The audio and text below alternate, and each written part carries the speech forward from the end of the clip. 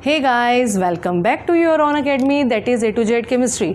स्वागत है आप सभी का मेरे इस प्लेटफॉर्म पे, आपके खुद के प्लेटफॉर्म पे, जहाँ पे हम +2 क्लास का सिलेबस कर रहे हैं और उसी के साथ साथ NDA की क्लासेस भी स्टार्ट कर रखी हैं और उसी के साथ साथ मुझे कुछ भी इन्फॉर्मेटिव लगता है केमिस्ट्री से रिलेटेड तो मैं डालती रहती हूँ। तो इसी के साथ हम स्टार्ट करते हैं, अपने टॉपिक पे आते हैं। चैप्टर चल रहा है इलेक्ट्रोकेमिस्ट्री और जिसका आज टॉपिक है मेरे पास कौन सा, गैल्वेनिक सेल। इम्पॉर्टेंट टॉपिक है, एग्जामिनेशन पॉइंट ऑफ व्यू से बहुत ज़रूरी है समझना, बड़े ध्यान से करिएगा। गैल्वेनिक सेल क्या है भाई? गैल्वेनिक सेल, गैल्वेनिक सेल एक ऐसी डिवाइस है, पॉइंट टू पॉइंट नोट करते चले जाएंगे। एक ऐसी डिवाइस है जो केमिकल एनर्जी को कन्वर्ट करने का काम करती है, किसमें? इलेक्ट्रिकल में। केमिकल को इलेक्ट्रिकल एनर्जी में कन्वर्ट करने का काम जो सेल करती है, जो डिवाइस करती है, वो डिवाइस क्या कहलाती है? Galvanic cell. ये इसके अंदर हाफ सेल रिएक्शन काम करती हैं, हाफ सेल रिएक्शन काम करती हैं। क्यों? क्योंकि दो रिएक्शन अलग अलग, यहाँ पे आपको दिख रहा होगा, मैंने पहले से ही डायग्राम बना के रखा हुआ है ताकि हो जाए समझना। दो रिएक्शन अलग अलग बीकर के अंदर कंटेन कर रही हैं। तो अलग अलग बीकर के अंदर होने वाली रिएक्शन, इसको कहते हैं ऑक्सीडेशन, इसको कहते हैं हाफ सेल, इसको भी कहते हैं हाफ सेल। इसलिए टू सेपरेट बीकर में होने वाली रिएक्शंस क्या कहलाती हैं? Half cell reaction. तो हाफ सेल रिएक्शन इसके अंदर वर्कआउट करती है। तो देखते हैं क्या है, कैसे डिवाइस ये काम करती है, इसका कंस्ट्रक्शन क्या है। सबसे पहले इसकी कंस्ट्रक्शन के लिए हमने क्या लिया, दो बीकर लिए, दो सेपरेट बीकर लिए। एक बीकर के अंदर रखा आपने जिंक सल्फेट का सॉल्यूशन ZnSO4 और एक रोड डिप करवाई है जिस रोड का नाम है जिंक रोड। दूसरे के अंदर आपने रखा कॉपर सल्फेट और एक रोड डिप करवाई है कॉपर की रोड। अब इन दोनों को कनेक्ट करने के लिए एक ब्रिज लगाया है जिसका नाम है क्या? साल्ट ब्रिज, जो इन्वर्टेड यू शेप ट्यूब होती है। कैसा होता है? देखो, यू तो ऐसा होता है, यू ऐसा होता है, ये होता है इन्वर्टेड। इन्वर्टेड मतलब उड़ा हुआ यू शेप की ट्यूब। यहाँ पे लगाए जाते हैं दो कॉटन प्लग्स, ठीक है। अच्छा, इस ये जो साल्ट ब्रिज है इसके अंदर इलेक्ट्रोलाइट भरे जाते हैं, KCl या KNO3 के। देख रहे हो आप यहाँ पे एक जेल होता है, जेली टाइप मटेरियल होता है। अगर नाम की जेली होती है, इस अगर नाम की जेली के अंदर KCl या KNO3 का सॉल्यूशन डाला जाता है, इलेक्ट्रोलाइट डाला जाता है। अब इस पूरा करने के लिए, सर्किट को कंप्लीट करने के लिए कंडक्टिंग वायर, एक ऐसी वायर जिसमें से इलेक्ट्रिसिटी पास हो और उसको गैल्वेनोमीटर से जोड़ दिया जाता है। ये तो होगी इसकी पूरी क्या कंस्ट्रक्शन। अब ये वर्क कैसे करता है? ये वर्क जब करेगा, जब भी इसमें से इलेक्ट्रिसिटी किसका सप्लाई होगा तो क्या होगा, जो गैल्वेनोमीटर है वो फ्लक्चुएट, आपने देखा है ना कई बार लाइट बल्ब फ्लक्चुएट करने लग जाता है, तो ऐसे ही गैल्वेनोमीटर जो है वो भी डिफ्लेक्शन शो करेगा। और क्या क्या इसकी ऑब्जर्वेशन है, वर्किंग ऑब्जर्वेशन सब कुछ एक साथ ही हो जाएगा। कंस्ट्रक्शन आप सब कुछ इसमें से आप बना के कर सकते हो। ऑब्जर्वेशन में क्या करोगे, जो जिंक है, जिंक का जो रोड है वो इलेक्ट्रॉन लॉस कर रहा है, इलेक्ट्रॉन लॉस करवाएगा, यानी कि जिंक 2 इलेक्ट्रॉन लॉस करवा रहा है, क्या बना रहा है? Zn2 positive.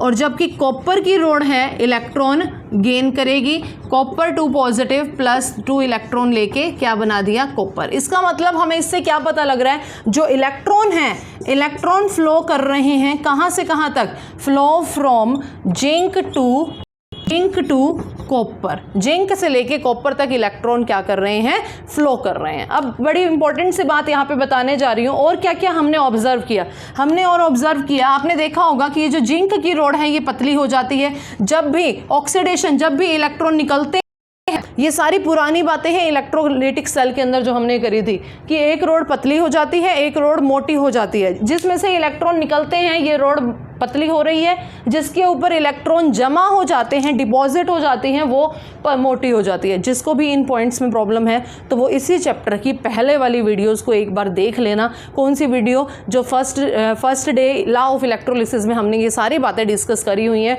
कि ये सब कैसे होता है। क्योंकि ये बीच में चल रहा है तो इमीडिएट से ऐसे नहीं कि कोई भी आके वीडियो देखने लग जाएगा और समझ में आना शुरू हो जाएगा, क्योंकि एक दूसरे की कनेक्टेड वीडियोज़ हैं। तो फर्स्ट वीडियो इस लेक्चर की ज़रूर देख लेना, किसी को कोई भी डाउट नहीं रहेगा। तो इलेक्ट्रॉन फ्लो कर रहे हैं जिंक से लेके कॉपर तक, तो जिंक की रोड पतली होने शुरू हो जाती है जबकि कॉपर की रोड मोटी होनी शुरू हो जाती है। अब एक बात बड़े ध्यान से समझना, जो रोड जिंक की रोड पतली हुई, थिन हुई, जो रोड पतली होएगी जो रोड पतली हो रही है उसकी कंसंट्रेशन उतनी ही ज़्यादा हो जाएगी। पहले एक सॉल्यूशन के अंदर एक रोड है, पहले वो 100 ग्राम की रोड थी, अब वो 99 ग्राम की रोड रह गई, बाकी तो सॉल्यूशन रह गया ना, यानी कि अब सॉल्यूशन की अमाउंट ज़्यादा हो गई, मतलब अब सॉल्यूशन की जो कंसंट्रेशन है वो ज़्यादा हो गई। Point to be noted. और जिस रोड की कंसंट्रेशन, जो रोड मोटी हो रही है उसकी कंसंट्रेशन कम हो जाएगी। अपोजिट है ये, रोड पतली कंसंट्रेशन ज़्यादा, रोड मोटी कंसंट्रेशन कम।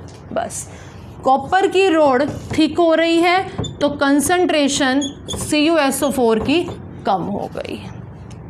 कॉपर की रोड डिपॉजिट हो, कॉपर जो है वो डिपॉजिट हो रहा है किस पे, रोड के ऊपर। ये सारे पॉइंट्स ऑब्जर्वेशन में काम आएंगे। आई होप सभी को समझ आ रहा होगा। किसी को नोट्स की ज़रूरत हो तो मुझे बता देना, लिंक भेज देना, मतलब लिंक के अंदर मैं नोट्स डाल दूंगी, और फिर भी आप लोग मुझसे कांटेक्ट कर सकते हो और ये सारी चीज़ें मैं आपको अवेलेबल करवा सकती हूँ। और अब इसी के बाद है जो ये साल्ट ब्रिज लगाया है, मैडम ये क्यों लगाया है, इसका क्या काम है। ये जो साल्ट ब्रिज लगाया है ये वायर, ये जो पूरे 2 हाफ सेल हैं इसको जोड़ने का काम कर रहा है। तो नेक्स्ट टॉपिक इसी के अंदर, ये सारा एकदम से ले लीजिएगा। उसके बाद आपका जो नेक्स्ट टॉपिक इसी के अंदर बनता है, जो साल्ट ब्रिज है उसका क्या फंक्शन है। Function of salt bridge, 2 function है, कई बार 1 नंबर के क्वेश्चन में पूछ लिया जाता है, very important. It completes the circuit, it complete the circuit, क्या करता है ये, सर्किट को कंप्लीट करने का काम करता है। 2 second, it maintains the electrical neutrality, ये मेंटेन करता है, it maintains the electrical neutrality. Neutrality कैसे मेंटेन रखता है, अभी तो आपने बताया इलेक्ट्रॉन का फ्लो करवाने में भी काम आता है, सर्किट भी पूरा करता है और इलेक्ट्रिकल न्यूट्रलिटी भी मेंटेन करता है। ठीक है, अब यहाँ पे देखिए, जो अभी यहाँ पे आप बता रहे थे कि जिंक की रॉड अलग हो रही है, कॉपर की रॉड डिपॉजिट करवा रही है, तो रिएक्शन जरा देखते हैं कौन कौन सी हो रही है। सबसे पहले देख लो ऑक्सीडेशन हाफ। ऑक्सीडेशन हाफ के अंदर वो Zn2 पॉजिटिव बना रहा है, जबकि रिडक्शन हाफ के अंदर जो कॉपर 2 पॉजिटिव है इसमें इलेक्ट्रॉन लॉस करवा रहे थे, जबकि इसके अंदर इलेक्ट्रॉन गेन करवा रहे हैं।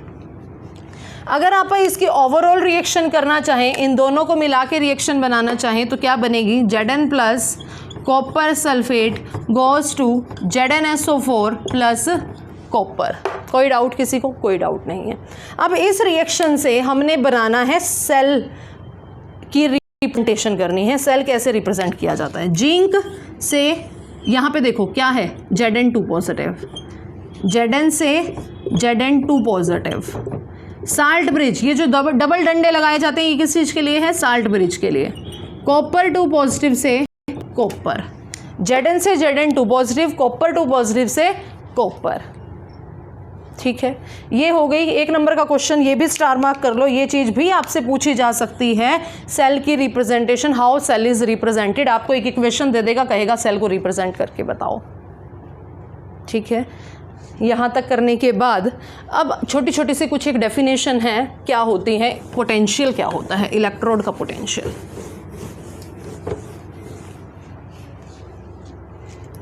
इलेक्ट्रोड पोटेंशियल, पोटेंशियल क्या होता है, क्षमता। इलेक्ट्रोड का जो पोटेंशियल है, इलेक्ट्रोड 2 टाइप के होते हैं, ऑक्सीडेशन एंड रिडक्शन। कहता है पोटेंशियल, ऑक्सीडेशन के अंदर क्या होता है, लॉस ऑफ इलेक्ट्रॉन, रिडक्शन के अंदर क्या होता है, गेन ऑफ इलेक्ट्रॉन। इसके अंदर लॉस होता है, उसके अंदर गेन होता है। तो जहाँ पे भी लॉस करवा रहा है तो टेंडेंसी होनी चाहिए, क्षमता होनी चाहिए, पावर होनी चाहिए, किस चीज़ की, इधर इट में लॉस द इलेक्ट्रॉन। और यहाँ पे क्या है, या अगर वो गेन करवा रहा है तो टेंडेंसी, किस चीज़ की टेंडेंसी, इलेक्ट्रोड की। इलेक्ट्रोड क्या होती है, जब तक ये खाली रोड है तब तक ये रोड है, जब इसको बैटरी से, इसको बिजली से कनेक्ट कर दिया तो ये रोड खाली रोड ना बन के क्या कहलाती है, इलेक्ट्रोड। ठीक है, तो ये लॉस हो गया, यहाँ पे ये गेन हो गया। लॉस करवाने के लिए कितना चाहिए, कितनी स्ट्रेंथ चाहिए, that is called oxidation potential. ये क्या कहलाता है, ऑक्सीडेशन पोटेंशियल। गेन करवाने के लिए कितना पोटेंशियल चाहिए, दैट इज इन दोनों के बीच में एक रिलेशनशिप है, both are equal and opposite. ये रिलेशनशिप स्टार मार्क कर लेना, बहुत बार आपको ज़रूरत पड़ने वाली है। ठीक है, यहाँ तक करने के बाद अब नेक्स्ट डेफिनेशन हमारे पास क्या बनती है, what is EMF of the cell. EMF क्या होता है? सबसे पहले ईएमएफ की फुल फॉर्म पे आ जाओ। ईएमएफ की फुल फॉर्म क्या होती है? Electromotive force. इलेक्ट्रोमोटिव फोर्स क्या होती है ये electromotive force? It is the difference, ये जो दो अपन ने रोड करी है ना, दो पोटेंशियल करे हैं, इनके बीच का difference. It is the difference between the electrode potential, electrode potential के बीच में होने वाला डिफरेंस कंस्टिट्यूटिंग इन इलेक्ट्रोकेमिकल सेल। ये इलेक्ट्रोकेमिकल जो सेल है, ये इलेक्ट्रोकेमिकल सेल कौन सी है भाई? अरे गैल्वेनिक सेल को ही कहते हैं इलेक्ट्रोकेमिकल सेल। जो ये टॉपिक आप कर रहे हैं इसका एक और नाम भी है इलेक्ट्रोकेमिकल सेल। तो इलेक्ट्रोकेमिकल सेल के जो इलेक्ट्रोड के पोटेंशियल हैं उन दोनों के बीच में होने वाला डिफरेंस क्या कहलाता है? ईएमएफ। इसको समझने के लिए एक दो बातें और करते हैं, समझिए एक बार जरा। हमने सेल का पोटेंशियल, सेल की रिप्रेजेंटेशन बनाई थी। सेल की रिप्रेजेंटेशन आपने ऐसे बनाई है अभी, metal, metal 2 positive, salt bridge, metal 2 positive से मेटल। जिंक के लिए बनाया है तो Zn से Zn 2 positive, salt bridge, copper 2 positive से कॉपर बनाया था। अब इसके अंदर देखो जरा, ये कौन सा है? इसमें क्या हो रहा है? ऑक्सीडेशन। इसके अंदर क्या हो रहा है? रिडक्शन। ये पूरी राइट हैंड साइड है, ये पूरी लेफ्ट हैंड साइड है। तो ईएमएफ जब आपने निकालना है ना तो ऐसे कर लेना, सीधा एक ही फॉर्मूला बता रही हूँ, ई right minus E left. Very very important, ई राइट माइनस ई लेफ्ट। इसका पोटेंशियल दे रखा होगा, इसका पोटेंशियल दे रखा होगा, दोनों के रिडक्शन पोटेंशियल चाहिए मुझे, ध्यान रखना यहाँ पे रिडक्शन पोटेंशियल, इसका भी चाहिए रिडक्शन पोटेंशियल। दोनों के रिडक्शन पोटेंशियल को एक दूसरे से माइनस कर देना, आपका क्या निकल जाएगा? ईएमएफ। तो यहाँ तक न्यूमेरिकल्स करके देखना, इस टॉपिक को करके देखना, कोई डाउट है तो पूछना। एक इक्वेशन और देने जा रही हूँ, बस यहाँ तक एक बार ले लो। अब एक और इक्वेशन, यहाँ पे 2 इक्वेशन है, फटाफट से करके इसको ख़त्म करते हैं, ये पार्ट ख़त्म हो जाएगा। एक इक्वेशन है जिसका नाम है नर्न्स्ट इक्वेशन। पेपर में कई बार सीधा भी पूछ लिया जाता है,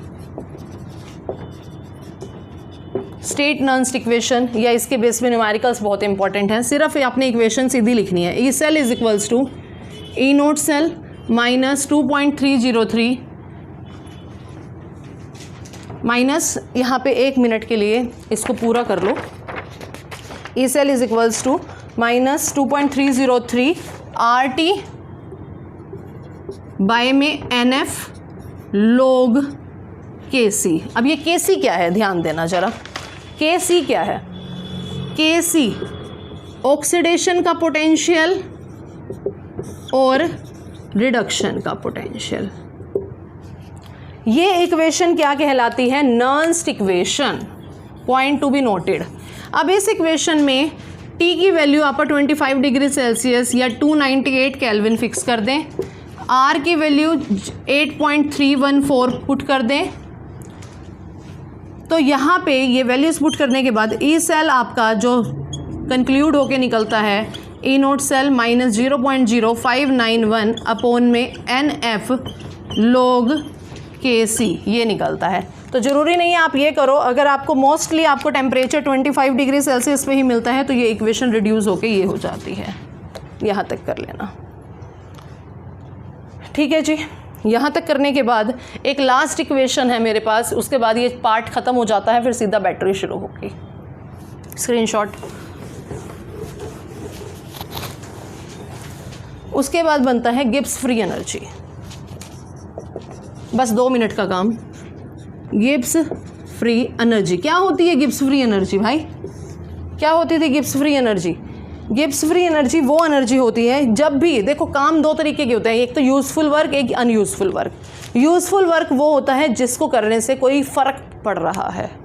आप खड़े खड़े दीवार को धक्का मारते रहो, क्या वो यूज़फुल वर्क कहलाएगा? क्योंकि दीवार तो हिलेगी ही नहीं, तो वो यूज़फुल वर्क नहीं है।